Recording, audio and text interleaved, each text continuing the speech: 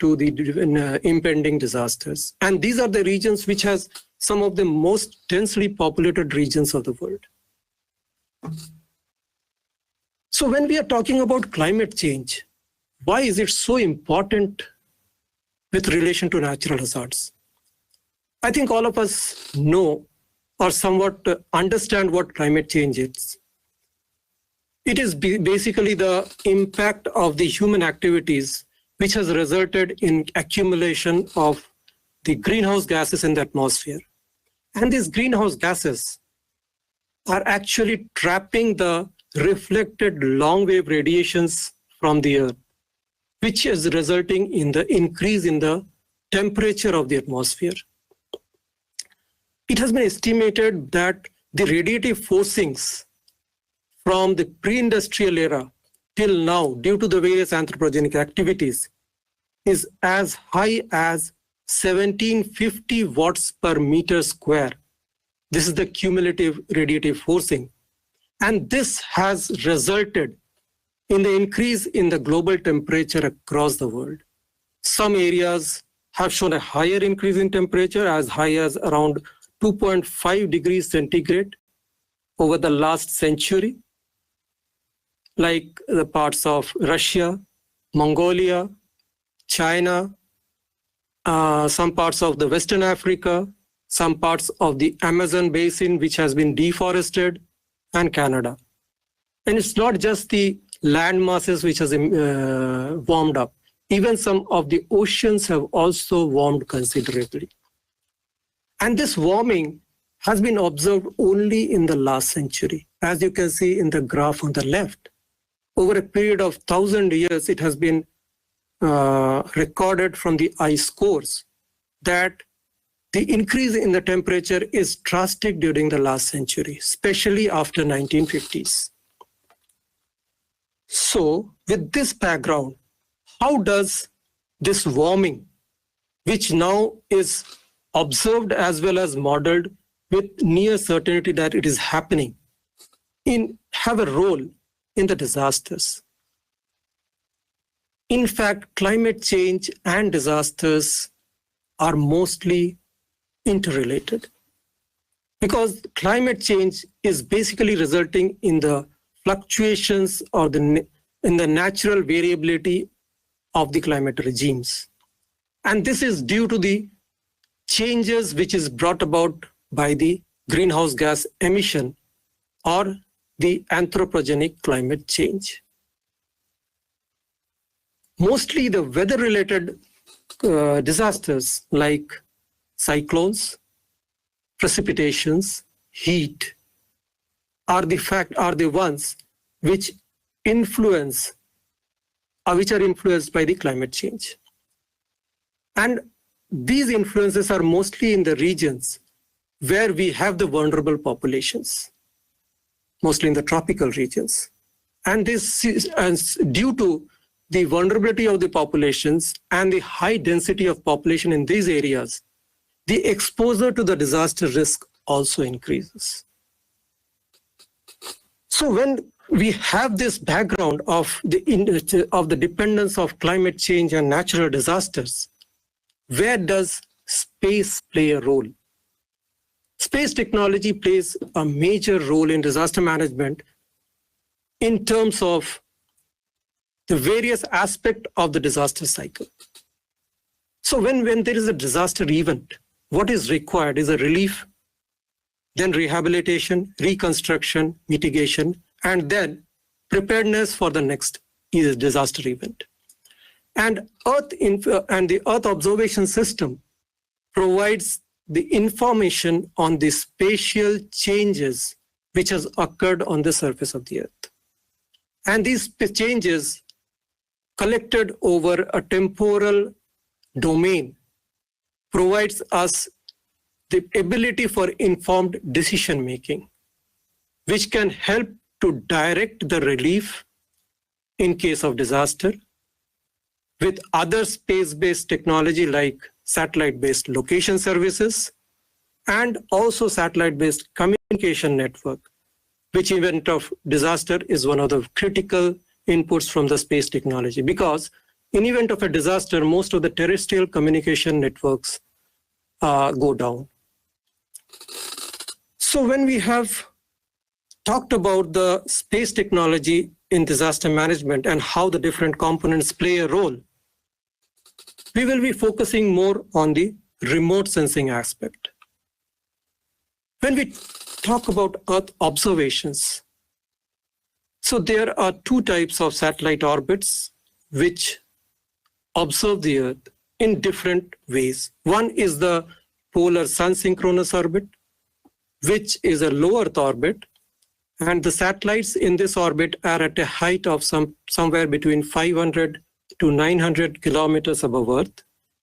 And these satellites go from pole to pole, and they revolve around the Earth approximately once in every 90 minutes or so. And this is in such a way that it is able to map a particular area of the Earth at the same time throughout the day. The second type of orbits are the geostationary orbit,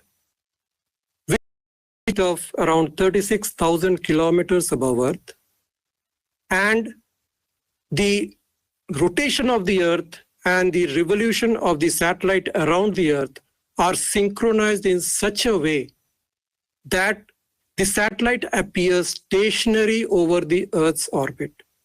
All these geostationary satellite orbits are over the equator.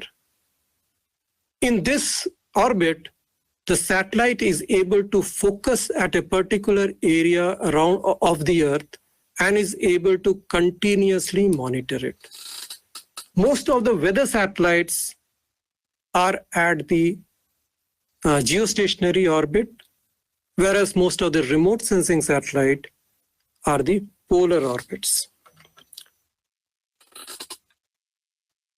The Earth observation requires actually a suite of satellites which can observe the various components of the Earth's surface, and for various uses. We have the land and water observing satellites like ResourceSat 2 series of satellite, ResourceSat 3, which is going to come up series. Then there are microwave satellite like ReSat. We also have high resolution suite of satellites, that is a Cartosat series of satellites, ReSat 2 satellites, and also the Cartosat 1 satellite, which has a capability for 3D viewing. Then for observing the oceans, we have the OceanSat, the Saral Altica, the SCATSat. They basically have a wide swath, and they also have a radiometer for other observations. Then we have the satellites for weather and climate, like INSAT 3D, 3DR, and the other groups. And all these satellites provide us the imaging capability ranging from 1 kilometer, that's a very coarse resolution, such as 1 pixel is around 1 kilometer, to as high as 60 centimeters. And all these satellites are continuously upgraded with new and newer satellites. The difference between these types of imaging capability are the various things for which we are observing the Earth's surface. For example, the geostationary satellites or the weather satellites provides a very high temporal resolution. That is, you can map the Earth's surface every half an hour with a very large swath, but it has a very low spatial resolution.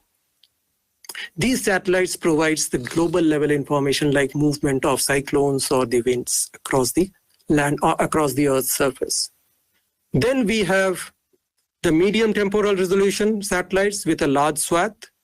These also are quite coarse, have a coarse spatial resolution, but they are able to provide us a better spectral separability and spectral resolution to give us the information on the various characteristics of the landscape like catchments. When we talk about the medium spatial resolution satellites, where the pixel size is somewhere around 30 meters to 20 meters, we have the information at sub-catchment level. These also have a low temporal resolution and a limited swath. Then we also have the capability for high spatial resolution, local specific information, like urban infrastructure. These satellites can pick up the minutest details, but the repeativity of the satellites for a particular area is very, very limited. So the particular image, a particular area may be again imaged after something like 100 to 150 days. Apart from that, these some of the satellites can also provide information on the topography, like the digital elevation models, using a stereoscopic satellite, stereoscopic sensors. Now, how does geospatial technology play an important role in monitoring of disasters? See, we have the remote sensing observations, and these provide us the temporal observations and patterns. हमें इन चीजों इन satellite imagery से patterns समझ में आता है जो कि हमें अर्थ के सरफेस में फॉल्ट्स, फ्रैक्चर्स या किसी तरह के वाटर या लैंडमास है उसका आइडिया देता है.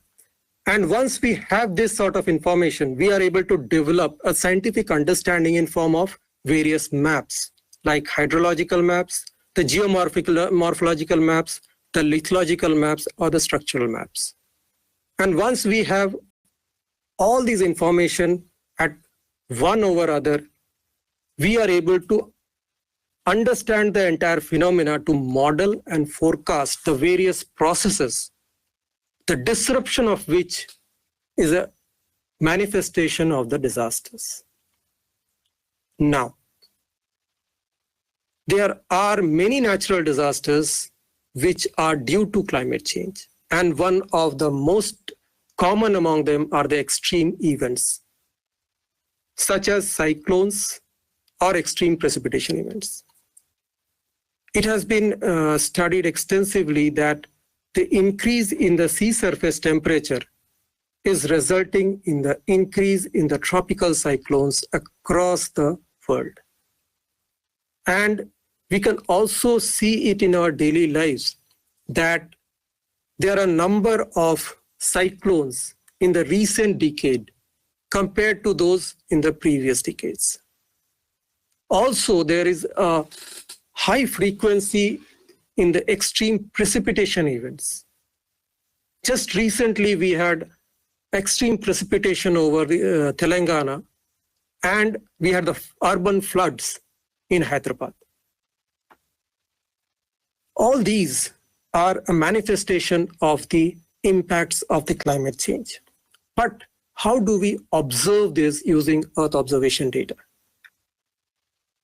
The space-based observation provides us the ability to track the cyclones.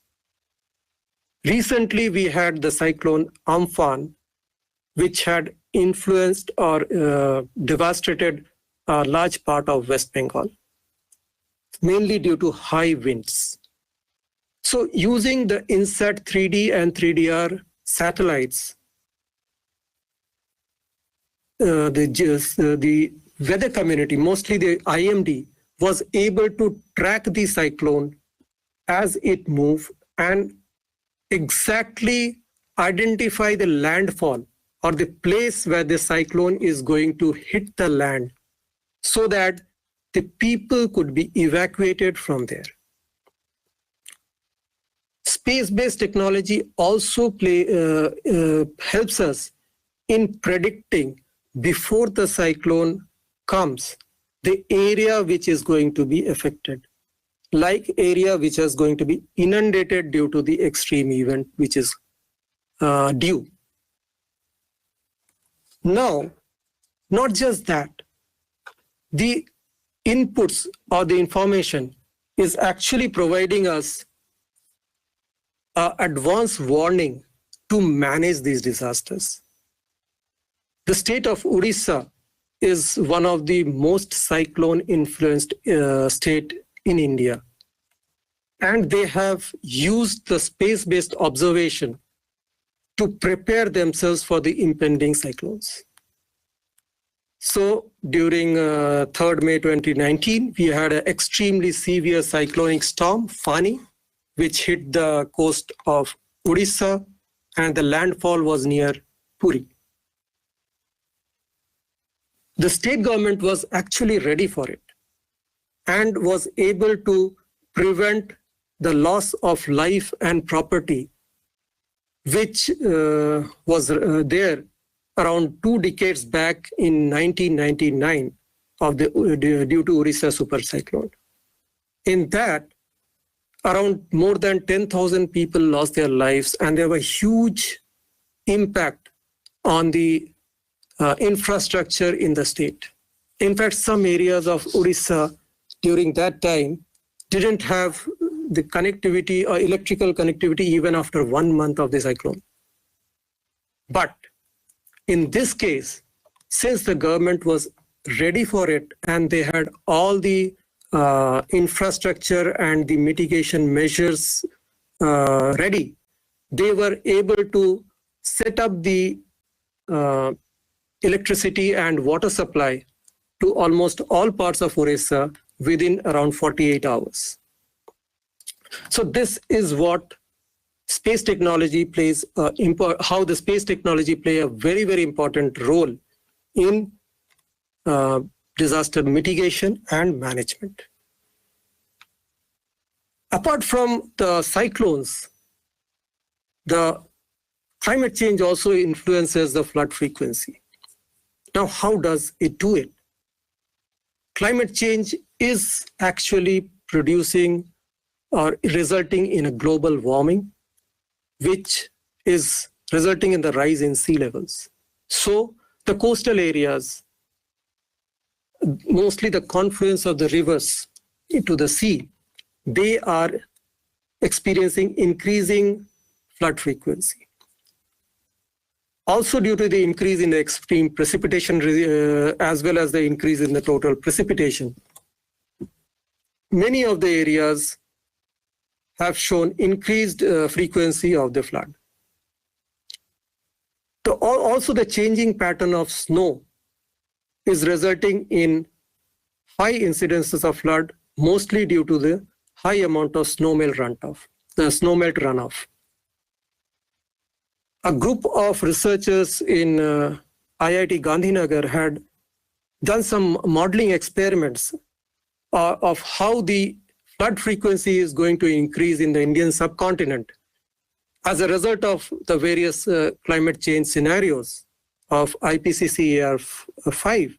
And they have shown that the Brahmaputra and the Gangetic river basins are going to experience one of the most intense increase in the frequency of flood in this region. And the region which will have some of the least increase in the flood frequency is the Indus River Basin. So this actually shows the areas which are going to be vulnerable to flood in the recent times. And you can also see the southern part of the subcontinent, the areas around Kerala, Western Ghats, they are also shown to have an increase in the flood frequency. And some of the indications are already there. Kerala is, in this last decade, has experienced number of flooding events over its landscape. So how does satellite remote sensing play a role in monitoring the flood? Satellites can estimate the amount of precipitation using various radiometers which are there on the space-based platforms. Then there is a microwave satellite data, which has an all-weather visibility. And this provides the flood inundation information in near real time because it can see through the clouds. Because when there is a flood, it is mostly due to the extreme precipitation and the area is covered by clouds. So at that time, we need to look through the cloud. And microwave satellite data provides us this opportunity. We can also identify the duration of the flood inundation, which can give us a very good input into the area and the extent of the damage to the area due to the inundation. And of course, the flood damage assessment to the infrastructure.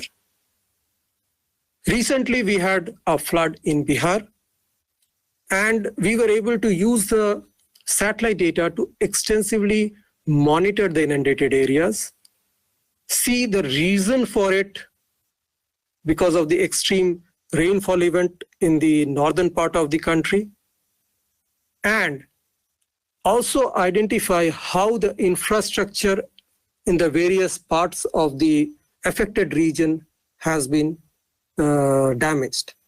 So you can see here the areas which has been damaged. The blue area you see are the flood inundated area. Then we identified using the satellite-based inputs or the amount of precipitation in the area. We also identified the soil moisture, and we could, using high-resolution satellite data, identify the submerged roads, villages, as well as the other infrastructures. So in the next slide, I'll show you how the suite of satellite resolution can actually play a very important role in monitoring and managing the floods. So here, this is the image of Sentinel-1, wherein we had identified the extent of the flood inundation. And in the small box you see, we have tried to identify, this was the pre-flood image, and then we see the post-flood image. And you can see the extent of the damages to the agricultural fields, to the infrastructure, roads, as well as the human habitation. And you can see the maroon settlements here. Remote sensing is also extensively used for monitoring the flash flood. I think all of you have heard about the Kedarnath flash floods in 2013. So during 15th to 17th of June in 2013,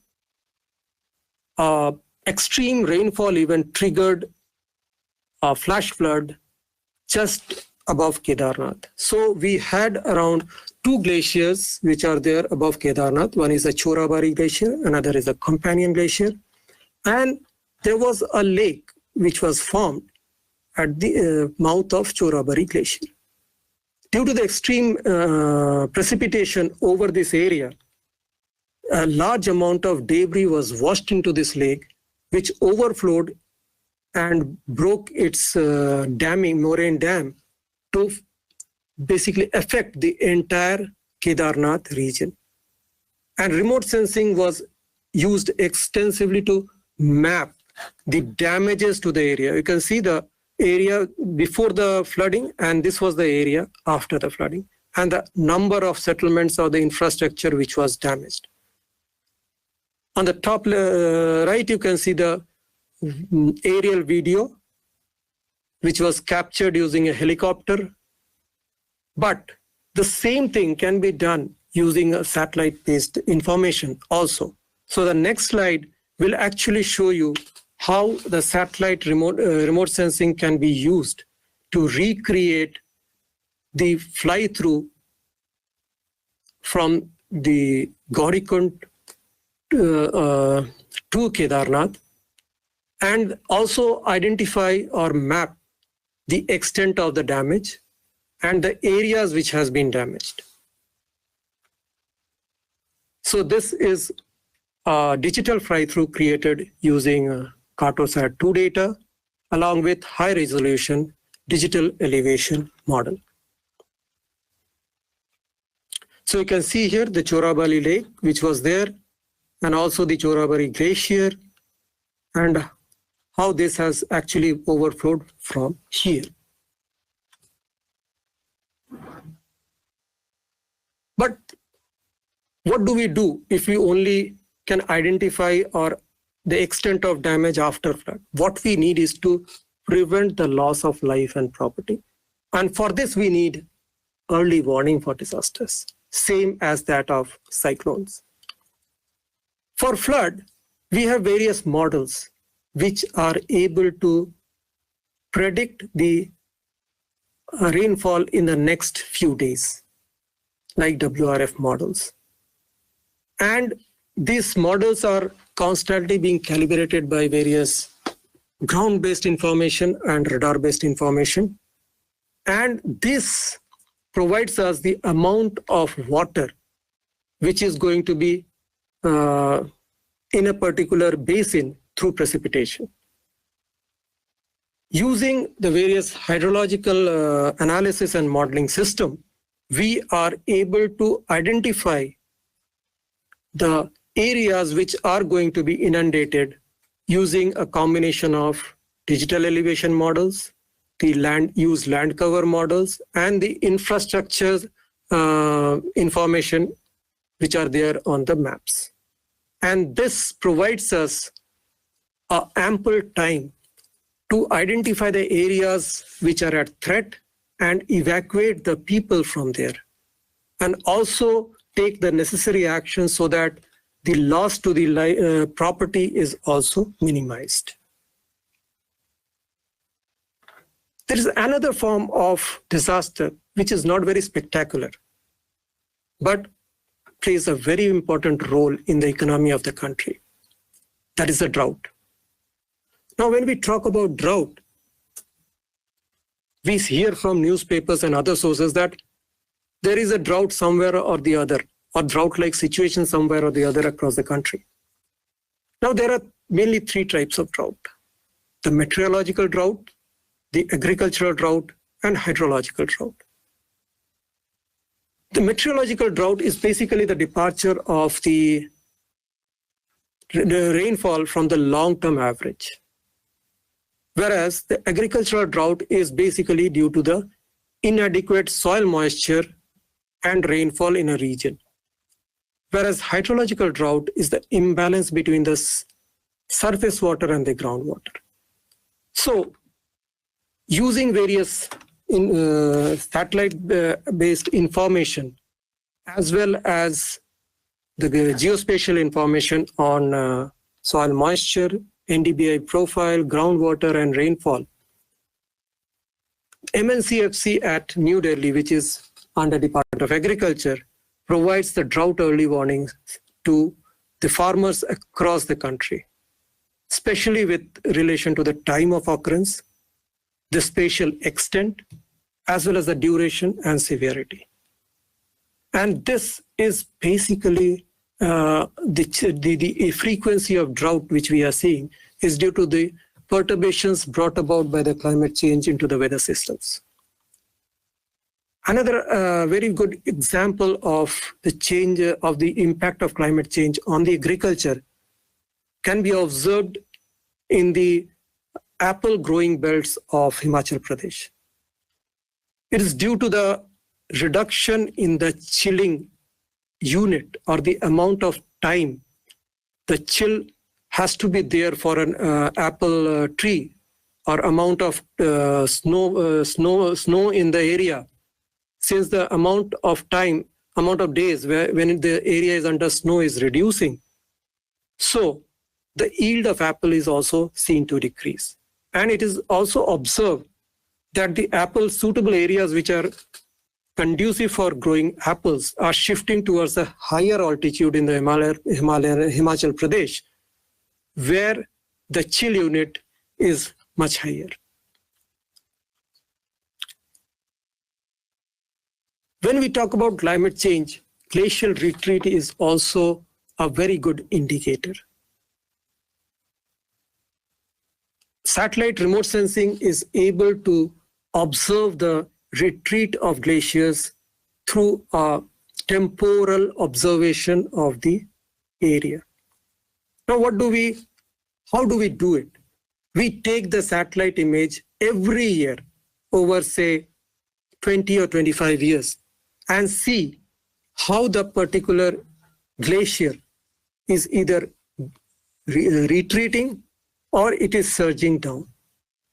So on the left, we see that the Gomukh, or which is the mouth of Gangotri Glacier, is actually receding. And in last around 20 years, we have seen it from 1993 to 2019, we have seen it receding almost 415 meters at the rate of around 16 meters per year. There was another study which was carried out to see some of the glaciers in the Karakoram range, which was seen to surge ahead. And all these basically have a potential to create a disaster scenario, because the areas downstream of both these glaciers can get either inundated due to high amount of melting, or due to the debris which can be flown, which flows into the area. Due to the retreating glaciers, there is also the chances of formation of glacial lakes.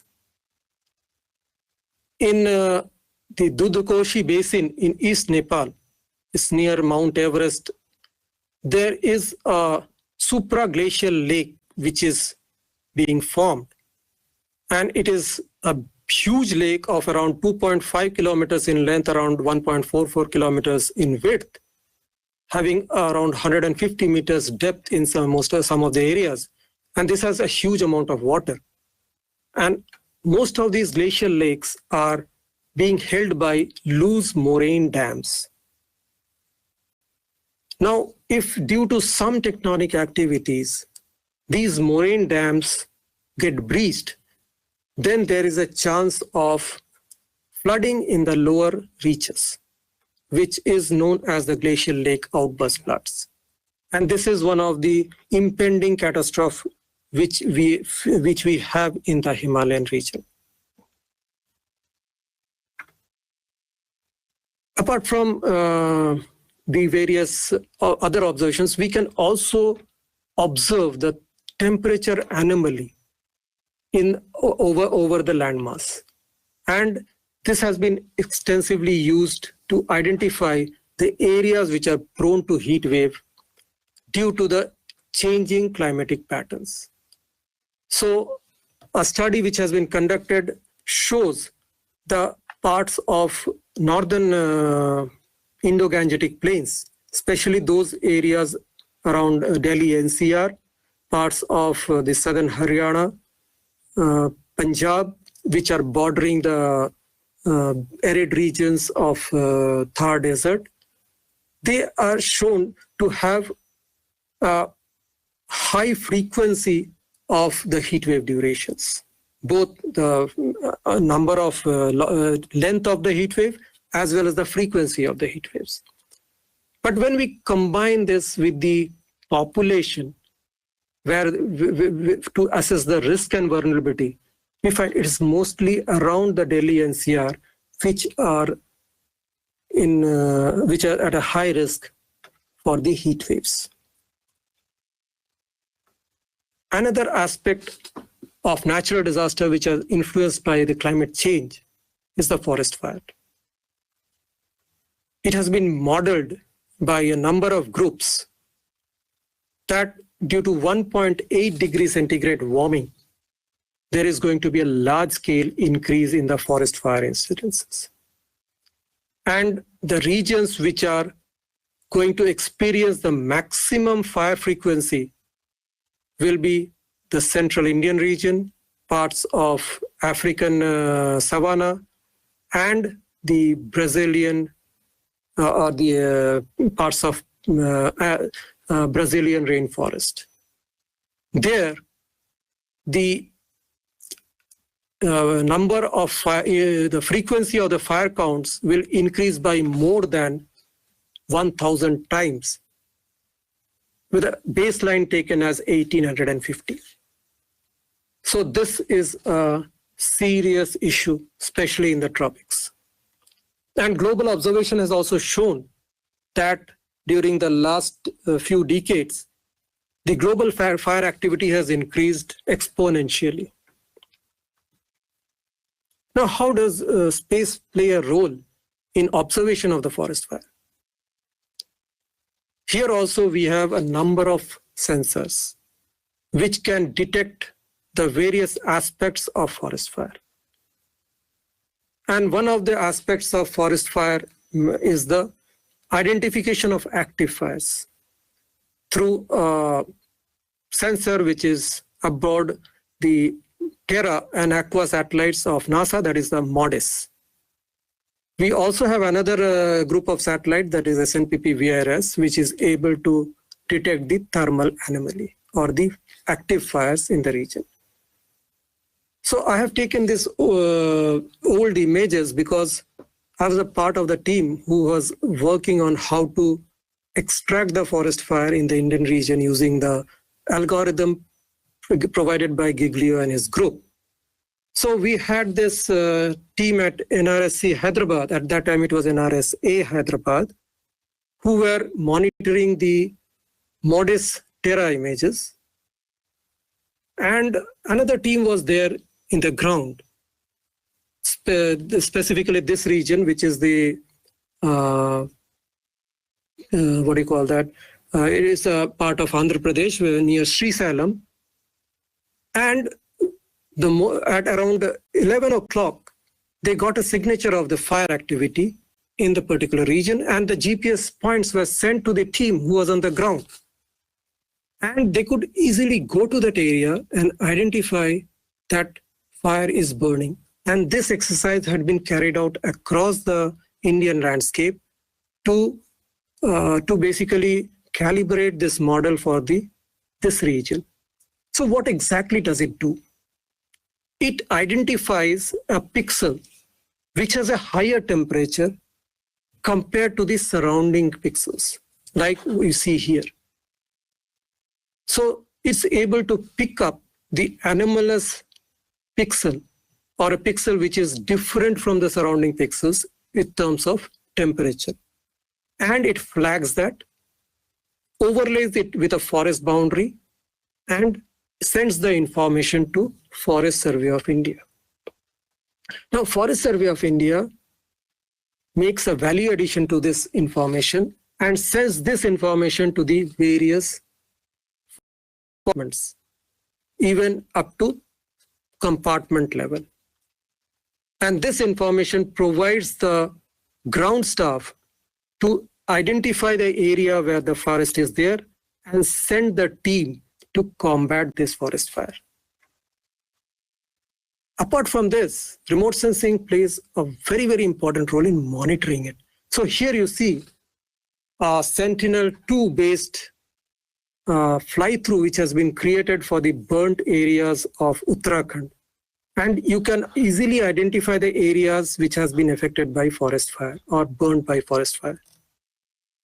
And the vegetation which has been burned by forest fire can be very easily identified from the unburnt vegetation by its signature. Here also, we need an early warning system, because once the fire has occurred and it has burned the entire area, you lose a lot of resources. So what we need is an early warning system. And here we have two such systems. One is a modeling for forest fire risk, which uses various information on the vegetation, fuel, moisture, the terrain properties, temperature, to provide the areas which are at risk. And these areas are identified and the information is sent to the ground staff to see how it is happening. Another aspect is the fire spread. So once a fire has occurred, how it is going to spread across the landscape. So in the animation you see in the bottom right, here you see how the fire is actually spreading. And here iteration means a gap of every 30 minutes. So over next 24 hours, how the fire has spread across this landscape is what we see. And for this, we use the information on the connectivity, the near real-time information on the weather, like wind, precipitation, etc. All these are fed into a model to provide the forest fire spread plains, mostly in the western Uttar Pradesh or Punjab, Haryana or Delhi, are experiencing the severe air pollution. So satellite is able to basically track how these pollutants are moving across the landscape. It's not just the crop burning which are responsible for it. Actually, during this time, there is a change in the wind patterns, and the dusts from across the border. It's in the Afghanistan-Pakistan border, which is the desert area in that region. The dust from there actually travels and comes into the Indian part through the Punjab plains. And this is accentuated by the crop burning at this period and results in the smog over Delhi. And you can see here how the aerosol optical depth, which is basically a retrieval of the particulate matter over the landscape, changes in this region. Apart from the directly climate-induced disasters, there are other disasters also which are partly related to the climate activities. One of them is landslide, because most of the landslide in this region are due to the extreme precipitation events which we observe in this area. And remote sensing can very easily pick up the signatures where we have a landslide. Using a combination of pre-landslide and post-landslide images, we are able to extract the signatures wherein the changes have taken place. And this has been a quite well-researched area, and there are many models wherein we can use them to give early warning for the impending landslides. So using a combination of ground-based instrumentation like GPS, differential INSAR measurements, and the accelerometers, we can measure the changes in the Earth's crust and the amount of strain which is being developed to model the potential landslides in the regions. Now, the landslides can also result in another type of disasters. A classic example is the river impoundment. So in 2016, there was a landslide in the Kanak River Valley in Sikkim, which resulted in impounding the river. And this impounding of this river created a impounded lake of around 25.5 hectares, which had the potential to cause flooding in case of the breach of this impoundment in the downstreams. And this information actually is very important because it provides us the critical leeway to evacuate the people downstream so that the loss to the life is minimum.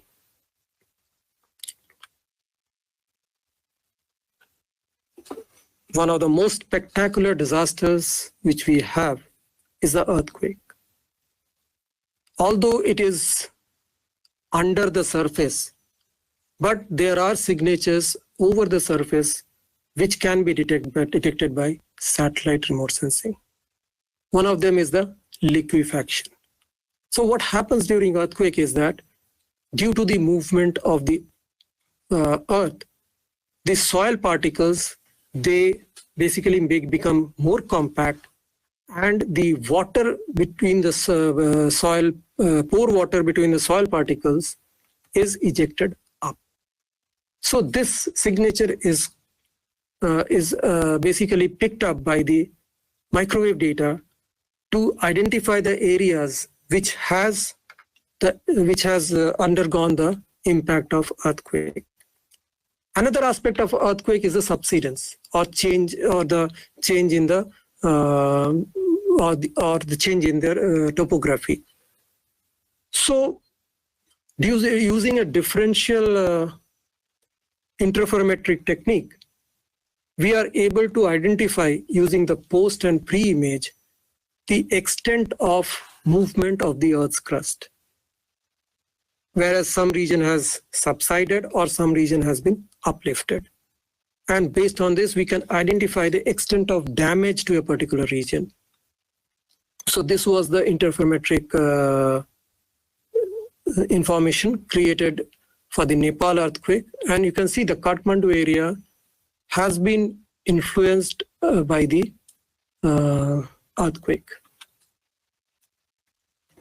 Another of the disasters is the tsunami, although it is not much related with the climate. But anyway, we will be discussing about it because it has resulted in a huge loss of life in the Indian subcontinent as well as in Indonesia. So it is basically an underwater earthquake which results in a ripple. And this ripple, when it goes towards the landmass, creates huge waves.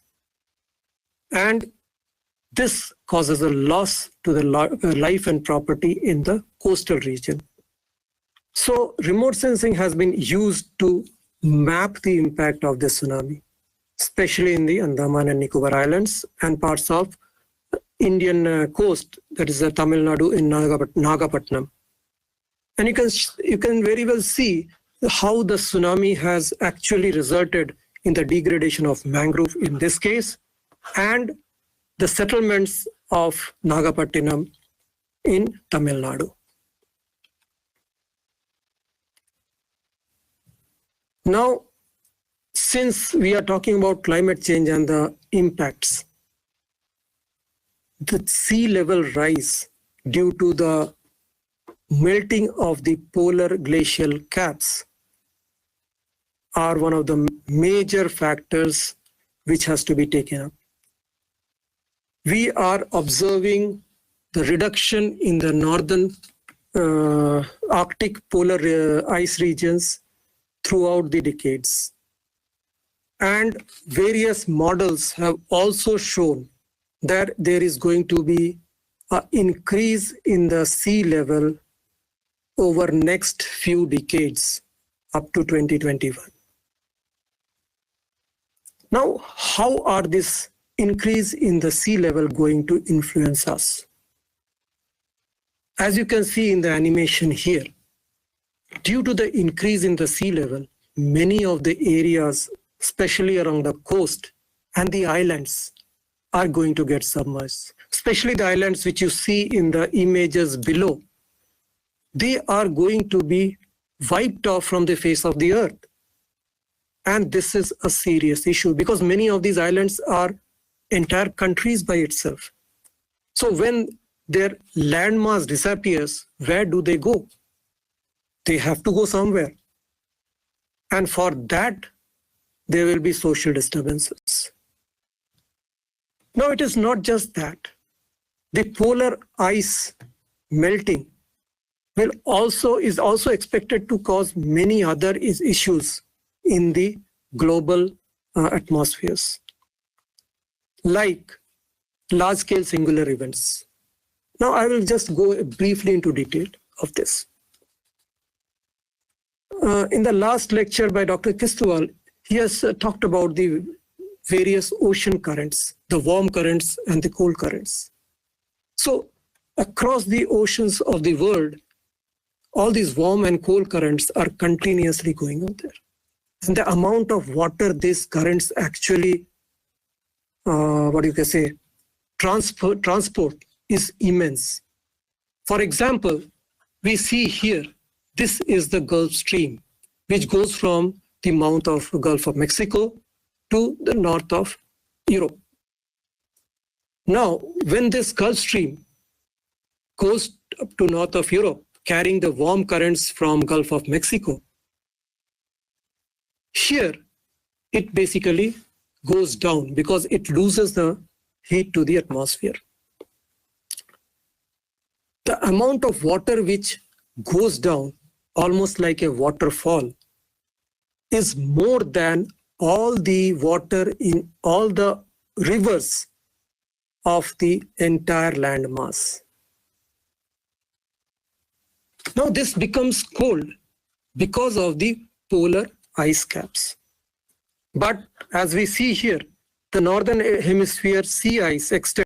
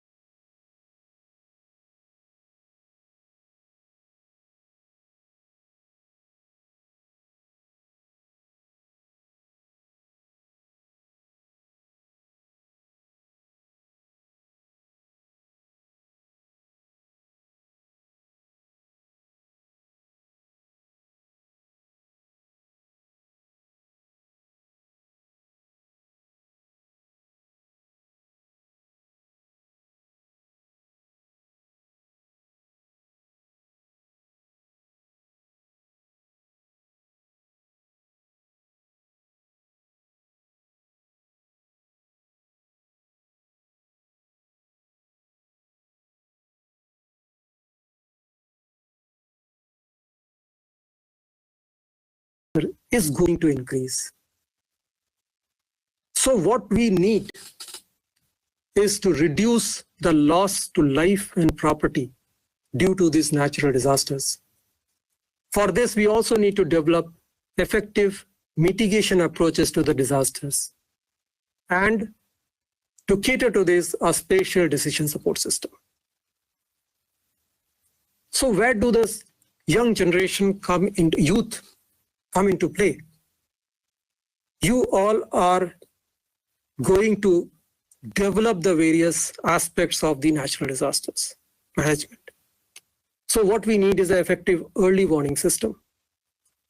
We need people to understand the various aspects of the different disasters, develop accurate models to predict the disasters using novel approaches. When we talk about governance, how to generate more and more detailed information, and when we generate this information, how to disseminate this information, and newer techniques to effectively disseminate this information. And in event of a disaster, how to empower the community to be resilient to the disaster and to be aware of the impending disaster, and also develop the disaster resilience infrastructure. With this, I come to the end of my presentation. Thank you very much.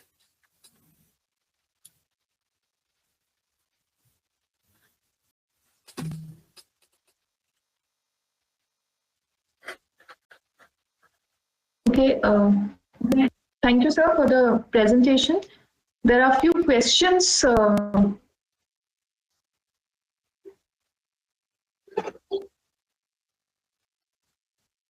May I ask, sir?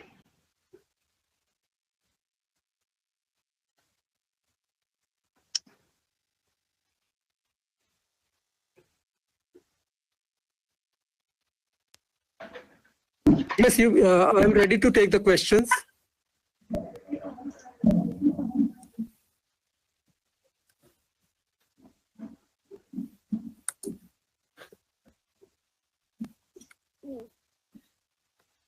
Am I audible? Audible? Yes, sir. So the first very basic question which people have been asking, what is the difference between climate and weather? So if you could just, however, it was asked last time also, but students are curious to know about this important question. See, weather is a short-term phenomena of the environment, whereas the climate is the weather pattern which is prevalent over last few decades at least. So basically climate is the long-term weather patterns, whereas the weather is the short-term phenomena which we are observing now.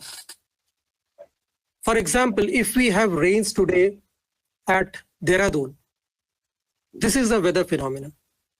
But we have rains for around 5 to 7 days during the end of December and beginning of January in Dehradun is a climatic phenomenon. Yes, sir. Thank you. Second question is, what is carbon footprint? What is it dependent upon? And is it calculated for average urban citizen? Okay. Carbon footprint is the amount of carbon an individual population or an individual human being generates over a particular year. That is, suppose I have a lifestyle.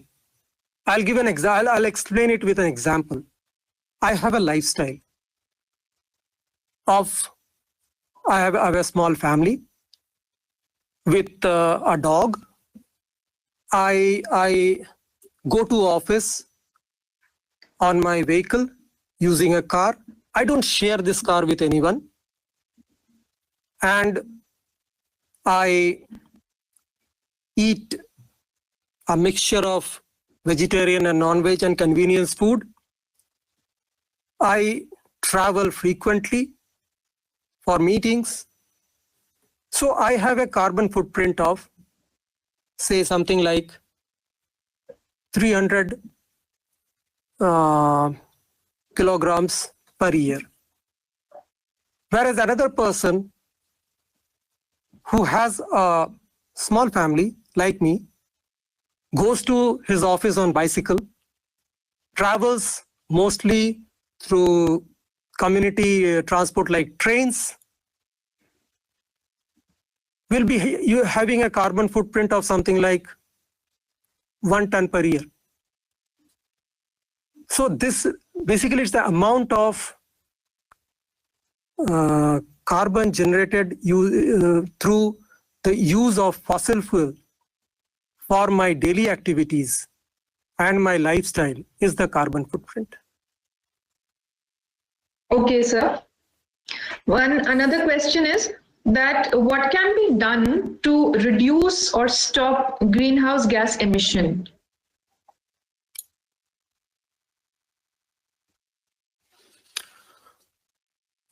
This is basically a policy matter question. So we cannot stop our development. And for development, we need energy. So how do we go from a non-renewable carbon-based energy source to a renewable clean energy source? So how best we can transform our energy source and how effectively or fast we can do it will basically identify how we will be reducing the greenhouse gas emission. But most of the greenhouse gas which has been emitted will be there in the atmosphere for a long, long time. So even if we stop all the greenhouse gas emissions today, which is a hypothetical scenario, global warming will still be there because of the emissions we have already put into the atmosphere. As I had told in one of my slides, that the cumulative anthropogenic radiative forcing or the impact of the greenhouse gases, which has resulted in absorption of the heat into the atmosphere, is to the tune of 1750 watts per meter square. So basically all the countries across the globe has to basically contribute in moving from the carbon-based energy sources to the clean energy sources. Okay, so another question says that is it possible to predict cloud burst in non-glacial areas?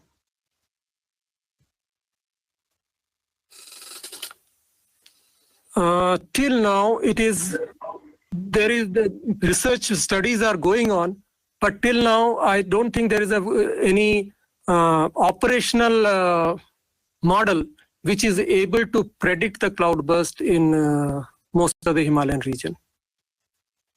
Okay. Of course, nowcasting can be done, but that is not very effective. Okay. One pertinent question is that can increase in precipitation reduce global warming?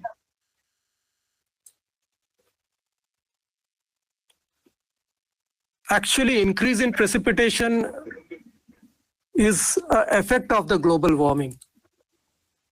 So what is happening is that you may have a lot of precipitation, even more precipitation than the present, but most of this precipitation is for a short duration of time. So the number of dry days are basically increasing. So you have more precipitation in short duration of time, which results in floods, and you have the number of dry days which are increasing, which results in drought-like situation. So I don't think increase in precipitation will result in global warming, because precipitation is also a local phenomena or a regional phenomena. It is not a global phenomena at a particular time. Okay, so a follow-up question says that is there any benefit by any natural disaster? Means, is there a pro to any natural disaster? We have already discussed about the cons. Disaster per se is the impact on the society which results in the loss of life and property. So when we talk about any of the events or activities, it is always society or human centric. So there we cannot expect any benefit with respect to the humans or the society as a whole for any of the disasters. Okay. How can we heal ozone? How can we? Heal ozone. Can you please repeat? Heal ozone. Yes, sir.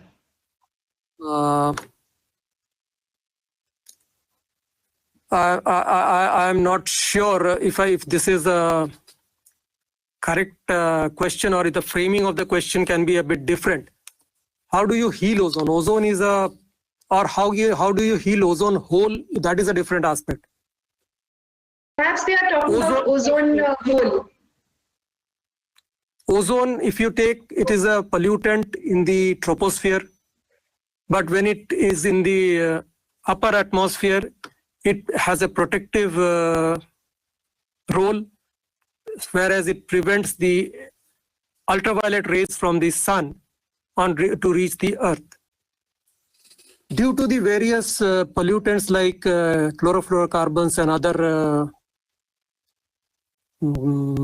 industrial pollutants, the ozone over Arctic and mostly in the Antarctic has become thinner, which we term as the ozone hole.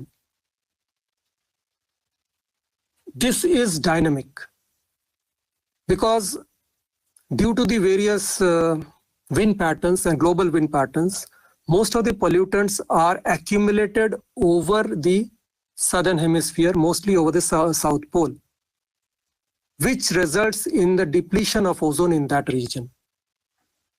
So we are still not very clear how this can be changed, because all these pollutants are there for long time.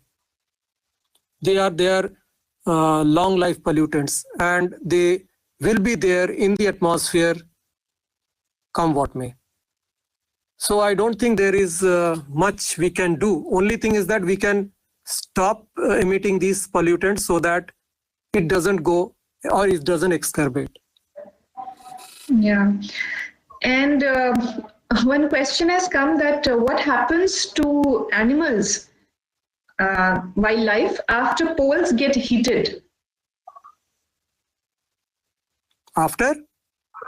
Poles get heated. Means glacial, due to warming, glacial melt. If the northern hemisphere ice cap and the southern hemisphere ice cap are influenced by the warming and are melting, then what happens? Is that so? So what will actually happen is that we are actually seeing it also. I think all of you know about polar bears. Average weight of a polar bear today is around 25 to 35 kilos less than what the average weight of polar bear was around 30 to 40 years back. And this is directly a result of the global warming, because earlier the polar bear used to have a vast expanse of ice to hunt seals. But with the ice areas melting over the Arctic Sea, they are not able to hunt the seals now, and the seals are able to take the or escape from the polar bear because they are able to see them. So this is one of the classic examples of how the melting of the polar ice are influencing the wildlife which are found there. Can we take a few more questions, sir? Is it okay? Yeah, please. Yeah, so one question is by a student. Remote sensing is useful for studying the geology and topography of planets on Earth. Can it be used for other planets also, other than Earth? Yes, it is being used. In fact, the Chandrayaan-2, which is presently going around Moon, is constantly collecting the information on the various geological aspect as well as topographical aspect of the Moon, including its composition and various features which are there. It can be done. In fact, people have also mapped Mars. Okay. Some questions are on artificial intelligence, sir. Will artificial intelligence be of any major importance for managing disasters and reducing the impact of disasters? Can we have any example to illustrate the same? Artificial intelligence can be used to basically map the frequency or the patterns of the disasters worldwide, different disasters worldwide. AI has been extensively used to automatically extract the spatial information from satellite data of the affected areas, mainly the flood areas, the forest fire, burnt scars, and even sometimes landslides. So yes, artificial intelligence has been used extensively to generate the various information and also identify the patterns in which the various disasters are occurring. Okay. Can we, will La Nina 2020 stop global warming? El Nino, La Nina. El Nino, La Nina are basically the weather patterns. So global warming is not due, La Nina or El Nino can increase due to global warming, but vice versa is not there.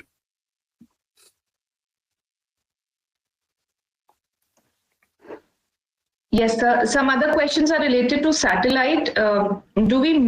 Can we miniaturize the number and size of satellites for remote sensing with active remote sensing requiring a huge amount of tools to be loaded on a satellite? So can we miniaturize it? We are constantly trying to miniaturize it. In fact, there are a number of micro and nano satellites which are there, which are doing the work as effectively as that of the big satellites. The only thing is that the size of satellite determines the amount of time it will be there in space, because the fuel which is required to keep a satellite in orbit and also maneuver it determines how long it will stay in the orbit. So if we miniaturize the satellites, of course, we can have a large number of satellites as a swarm of satellites, but the amount of time it will be there in the space will be much less. And we are, of course, trying it. Every country is trying to miniaturize these satellites because it makes sense to send a lighter satellite to space than a heavier satellite. Yes, sir. So actually, we are flooded with questions, but we cannot take a lot of questions. One last question, which I will like to pose here. A lot of people have asked about space waste from satellites. Space-based? Yes, space waste. Can we do something about the space waste? Can you repeat the question? I'm not able to understand it. Can we do something to remove the space waste, the junk in the space? Okay, space junk.